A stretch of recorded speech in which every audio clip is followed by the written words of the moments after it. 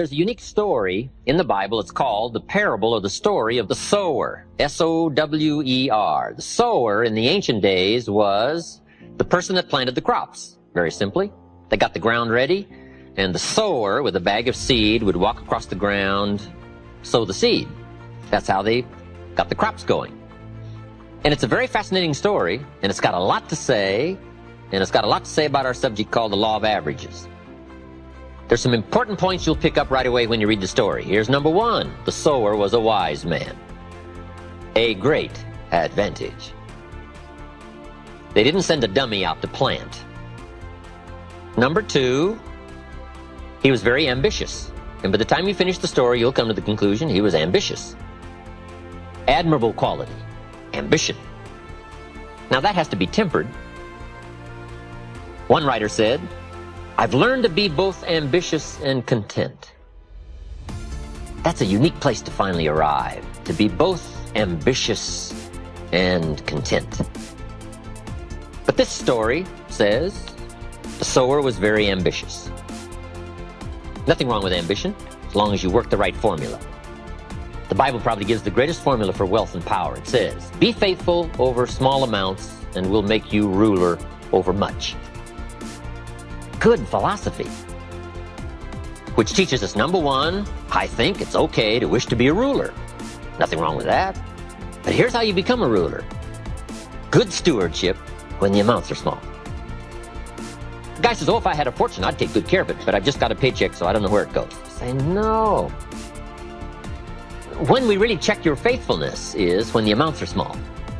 I said to Mr. Schoaf when I met him at age 25, I said, you know, if I had more money, I'd have a better plan. He said, Mr. Rohn, I would suggest to you, if you had a better plan, you'd have more money. It's not the amount that counts. It's the philosophy that executes your plan that counts. If a child has $1, what should he do with it? It's very important. It's going to determine the rest of his life, what he does with $1. You say, well, it's just a child and it's just $1. We call that massive errors in judgment. It's only a child and it's only $1. What a colossal mistake to make in analyzing. If a child is allowed to spend the whole dollar and they don't have the sense of where that could take them, we call that the greatest disservice to a child. Not to explain to them the journey and the road you select when you spend the whole dollar.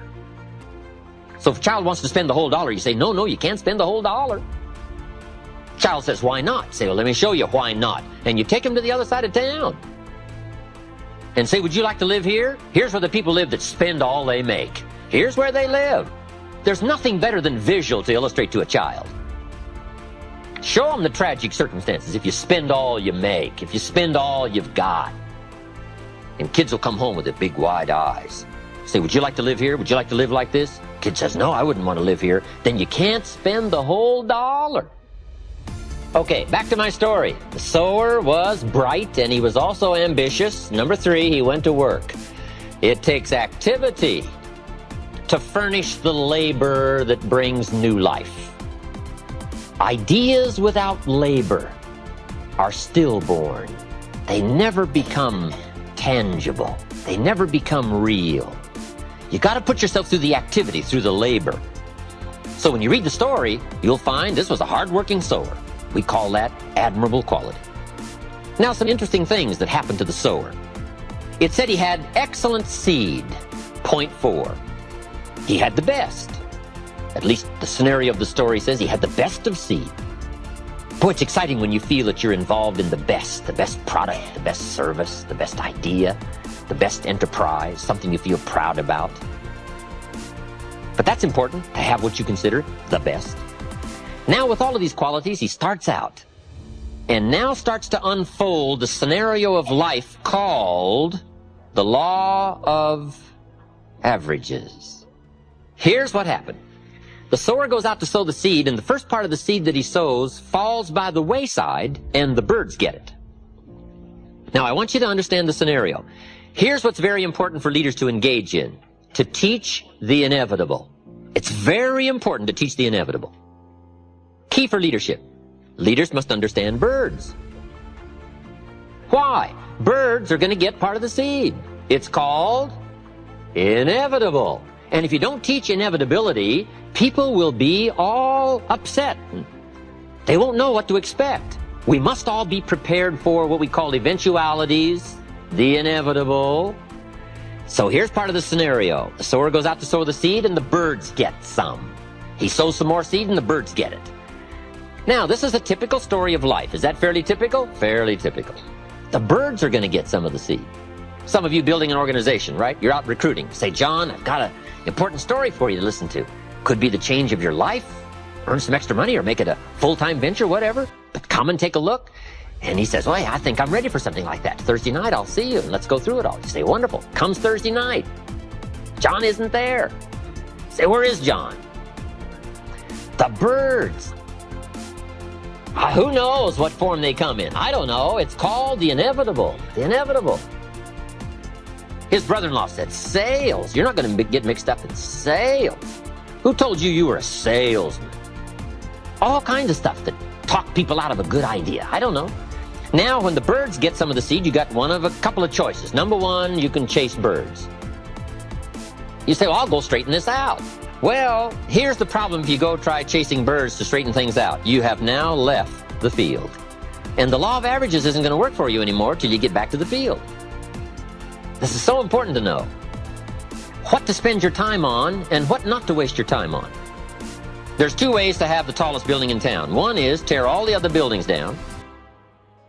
Right? Now yours is the tallest, but we call that the hardest of tasks. Right? You might get the first one down, right? The guy's gone. You got his building down. The next one, right? Maybe not be that difficult, but about the third building you start for, a guy standing out in front. And he says, I've heard about you. Formidable, right? Now you got some problems because you're not known as a builder. You're known as a wrecker, a destroyer. You put everything down to try to make you look good. We call that massive errors in judgment. The best thing to do is to spend your energy and time on the things that count and understand the law of averages. And not chase the birds, but to stay in the field. Here's what it said the wise man did. He ignored the birds and he kept on sowing. Why? He was so bright. He understood the law of averages.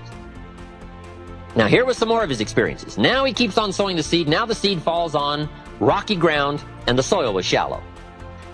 We call this inevitable. I don't know how to miss this. This is called the stuff of life. It's so important to understand the seasons and the stuff of life and the ratios and the inevitables. This is so important, especially as a leader, so that you can help people through understanding how it is. This is called one of those things. And it said this time the seed takes root and the little plant starts to grow, but the soil is so shallow that the first hot day, the little plants wither and die. You say, wow, what a disappointment. Well, sure, you're going to be disappointed. Some people are going to try so little, even if you've got a good idea. 30 days later, you say, we had this meeting, John wasn't here. So where is John? I said, I don't know. You say, well, I thought sure John'd last 30 days. But he didn't. Why? It's called inevitable.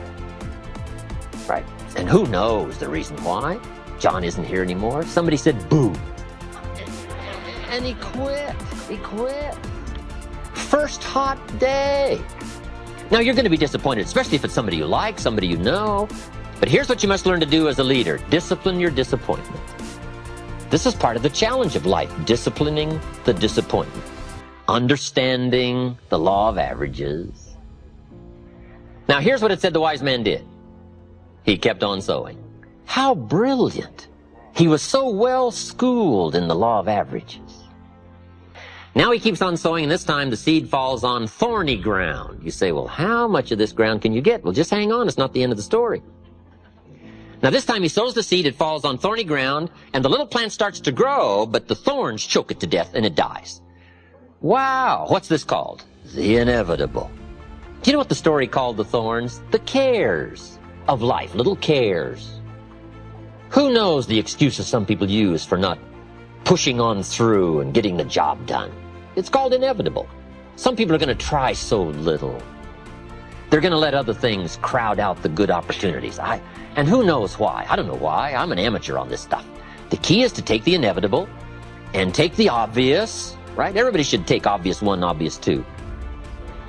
Right? Study the obvious and not let it unduly disturb you and learn to manage the obvious so you can get on with the more important things in life? Who knows? I called John up. I said, John, where were you last night? We had this meeting. John says, well, I can't make every meeting. I say, why not? John says, well, I got a lot of other things I got to do. I say, what are they? You won't believe the list John gave me. The backyard fence was sagging and the dogs were about to get loose. You just can't let your dogs run loose. I say, okay, John. John says, the screen door came off the hinges. And you just can't let things fall apart. You got to take time, keep things fixed up. I say, okay, John. Some extra trash had piled up in the garage. You just can't let mountains of trash take over. You got to take care of your trash. I said, okay, John. On the phone, I can hear the thorns going. Oh. Some people have the incredible ability to major in minor things. I don't know why. We call this inevitable. We call it a mystery. It's part of the scenario of life. I'm driving through the little community. John's out there mowing his lawn. He's cussing the weeds and he's red in the face and he's about to explode. I said, John, what are you doing? He says, what does it look like I'm doing? I'm mowing this lousy lawn. I said, John, there's all kinds of little neighborhood boys around here. Mow your lawn. He says, they want $5. I'll mow it myself. I'll mow it myself. Okay, John. Okay. Number one, there should be a law against cheating some little neighborhood boy out of $5. Now, why the scenario? The scenario of the story of the sower is to prepare us for the inevitable called the law of averages. Now here's what it says. The sower kept on sowing. He was so bright, evidently he'd been schooled in these numbers of about how many are going to let the birds and about how many the hot weather's going to take and about how many are going to let little things cheat him out of big chances. He must have gone through the school because he understood. He kept on sowing. Now here's what it says. The seed falls on good ground. Let me give you a promise as a leader. It always will. Key phrase. If you share a good idea often enough, it'll fall on good people. Why? The law of averages.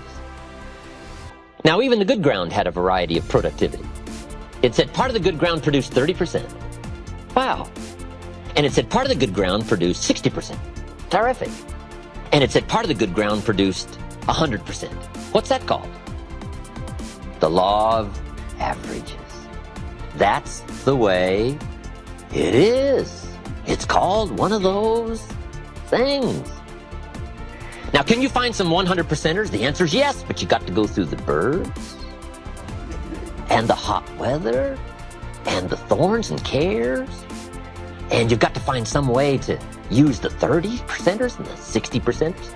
And if you become entrusted as a skillful leader and learn the law of averages and learn how to deal with all this, you'll have some 100%ers to deal with, to work with.